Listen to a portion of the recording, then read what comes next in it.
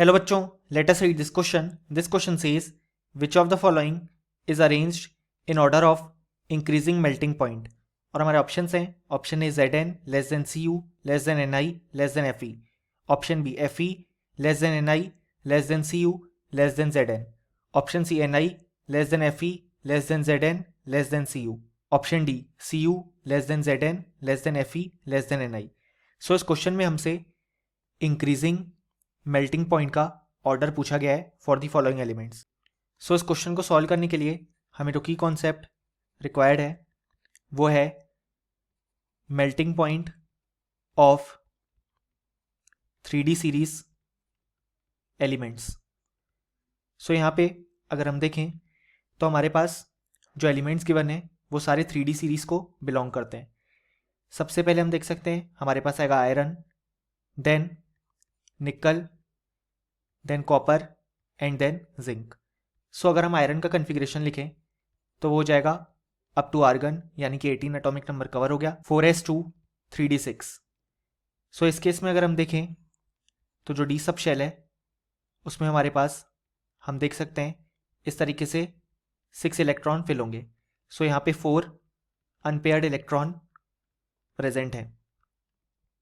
निकल के केस में कन्फिग्रेशन हो जाएगा आर्गन 4s2 3d8. अगर हम यहाँ पे ये इलेक्ट्रॉन्स फिल करें सो हम देख सकते हैं यहाँ पे जो डी सब शेल में 8 इलेक्ट्रॉन्स है वो कुछ इस तरीके से फिल होंगे, यानी कि यहाँ पे हम देख सकते हैं 2 अनपेयर्ड इलेक्ट्रॉन्स प्रेजेंट हैं. देन कॉपर का कन्फिग्रेशन हो जाएगा आर्गन 3d10 4s1. सो यहाँ पे हम देख सकते हैं एस सब शेल में एक अनपेयर्ड इलेक्ट्रॉन प्रेजेंट होगा, क्योंकि हम जानते हैं कॉपर का जब हम कन्फिग्रेशन फिल करते हैं तो हमें पहले लग सकता है कि जो कन्फिग्रेशन होना चाहिए वो होना चाहिए आर्गन 3d9 4s2. लेकिन हम जानते हैं फुल्ली फिल्ड सबशेल स्टेबल होता है, सो 3d10 और 4s1 कन्फिग्रेशन हो जाता है यहाँ पे कॉपर के केस में. जिंक के केस में जो कन्फिग्रेशन आता है वो आता है आर्गन 3d10 4s2.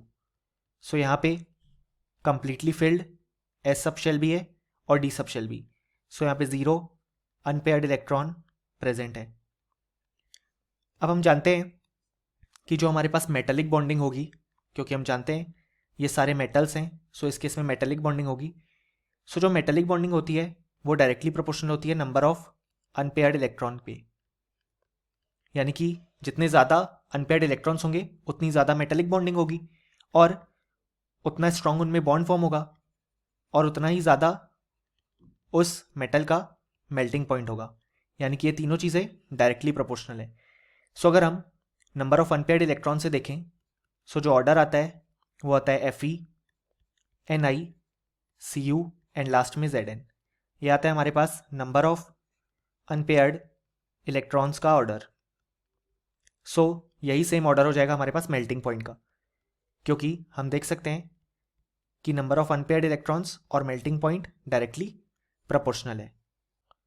अब अगर हम हमारे ऑप्शंस देखें तो हम देख सकते हैं कि हमारे पास जो करेक्ट आंसर हो जाएगा वो हो जाएगा ऑप्शन ए, क्योंकि ये हमारे फाइनल ऑर्डर से मैच करता है, और option B, C and D incorrect हो जाएंगे. यानी कि फाइनली हम बोल सकते हैं कि इस क्वेश्चन के लिए हमारे पास जो करेक्ट आंसर हो जाएगा वो हो जाएगा option A. Hope you understood it well. Best of luck.